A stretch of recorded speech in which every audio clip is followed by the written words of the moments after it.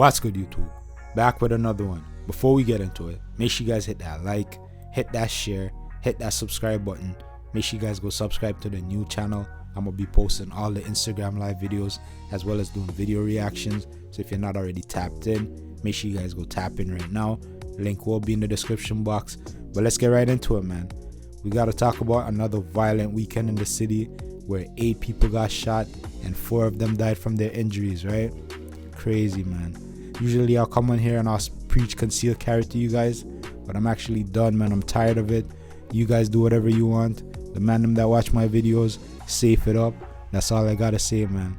So the first situation took place at Keele and Eglinton on Saturday at around 2:30 a.m. Police found a 36-year-old man shot inside an apartment unit. He was pronounced deceased at the scene. No suspect information was released. Then the second shooting took place at Jane and Finch, Yorkwoods Gate. At around 12:35 a.m., police responded to a medical call. When police arrived, they found a man lying on the ground, unconscious and not breathing.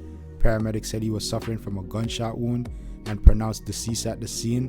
No suspect information was released for that one either. Then again at 3:30 p.m., there was another shooting, this time at Western Road and Highway 401, where a man in his 20s was pronounced dead at the scene despite life-saving efforts.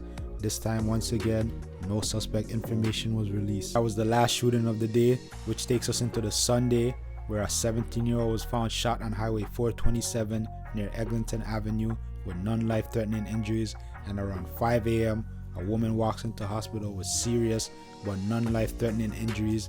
And then just before 8 a.m., a man believed to be in his 30s was found suffering from serious gunshot wounds in the area of Eglinton and Oakwood Avenue. So things kind of cooled down a bit till officers responded to a shooting call near Parliament Street and Wesley Street East just after 8 p.m. When officers arrived at the scene, they located a male victim with gunshot wounds. He was rushed to a trauma center in serious condition. Police say they found a loaded firearm and shell casing at the scene. Once again, no suspect information has been released. The last victim of the weekend was a taxi driver who lost his life in Scarborough. They're saying that the shooting occurred near Pharmacy Avenue and Eglinton Avenue East just before 9 p.m. Police say they received a call about a taxi that crashed into a fence. When officers arrived at the scene, they located the driver, injured and unresponsive. He was rushed to a trauma center in life-threatening condition. Police say the victim was later pronounced dead. Now I'm only doing these videos to bring awareness and to shed light on the situation, man. We all know the hood lost a good nigga this weekend, man. Jah knows, man. But anyways, man, hit that like, hit that share, hit that subscribe button, hit that notification bell.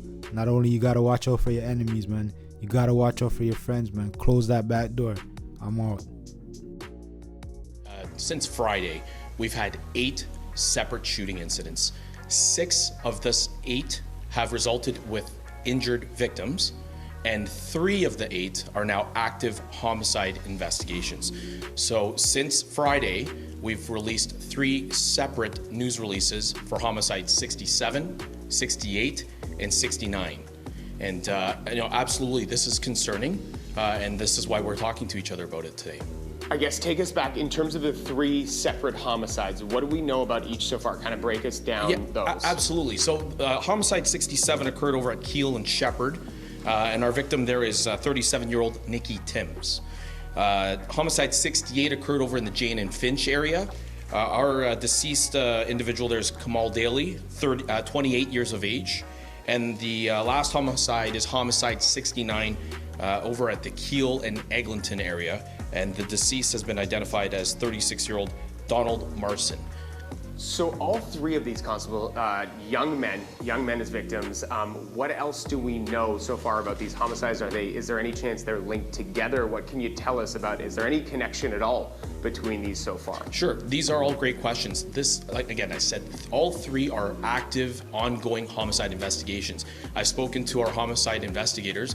They've all advised that they're appealing for any witnesses from community members, anyone operating a motor vehicle with a dash cam, businesses in the area that have security footage, to please review that footage and get in contact with our investigators.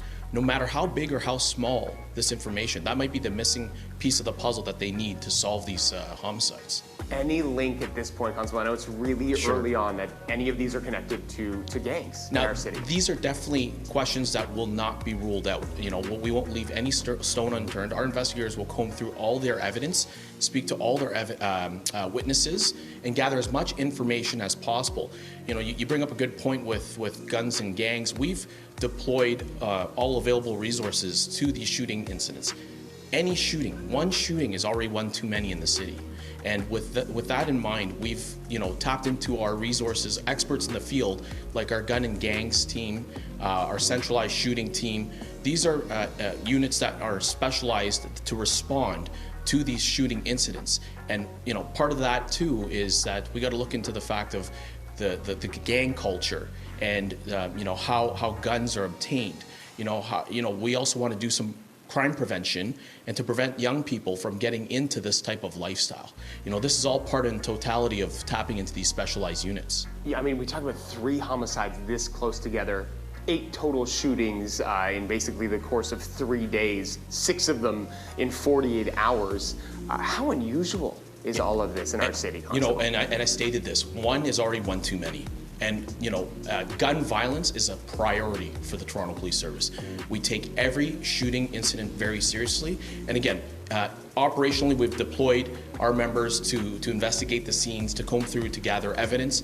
And investigatively, we have experts in the field, whether it be homicide, in the case of the homicide investigations, our gun and gangs task force, centralized shooting teams. We also have a PSRT unit team that is highly trained to respond quickly to these shooting scenes to help our divisional units when they're tasked to attend these shooting calls. Another thing you notice too, Constable, especially the 3 homicides, how quickly they happen together. I mean, really within the course of, I think, 15 hours, from 12:30 a.m. to that 3:30 p.m. shooting at the 401 and Weston. Any indication if this could be gangs, that it would be a retaliation thing where you see one victim being shot as a result of one of the shootings that came before it, these 3? Yeah, sure. These are all, things that our investigators will look at. Retaliation shootings, gang-related shootings, targeted shootings. These are all things that they are going to look into with regards to the investigation piece. But we need to work together with our community partners to ensure that we're gathering all the witnesses and information that we need in order to successfully, find out what happened during these shootings, what led up to these shootings, and more importantly is to arrest the people that are involved with this, are responsible for these shootings. Okay, last thing I wanted to get to, Constable, too, the shooting that happened at 401 and Weston Road. I know this was right in the middle of the afternoon. This was a parking lot with quite a few businesses surrounding it, a lot of witnesses, a lot of cars in that parking lot. Where are we in that investigation at this point? Any indication that this was multiple suspects, how they got away? I mean, I know the 401 was right there. What can you tell us about that one specifically? And that specific incident, absolutely, that's a brazen, daytime shooting. As you mentioned, we've got cars, families, people that are out and about, and luckily no innocent bystanders were hit as a result of this gunfire. Now, this is an active investigation. It is still ongoing. And again, this is something that we're appealing for witnesses to come forward. You just stated the fact that there are a lot of people out and about. Those are the people that we want to speak to. Eyewitness accounts, people that are driving the cars with the dash cam. We want that footage to assist our investigators in piecing this puzzle together. Constable Alex Lee with Toronto Police, again, thank you so much for your time. And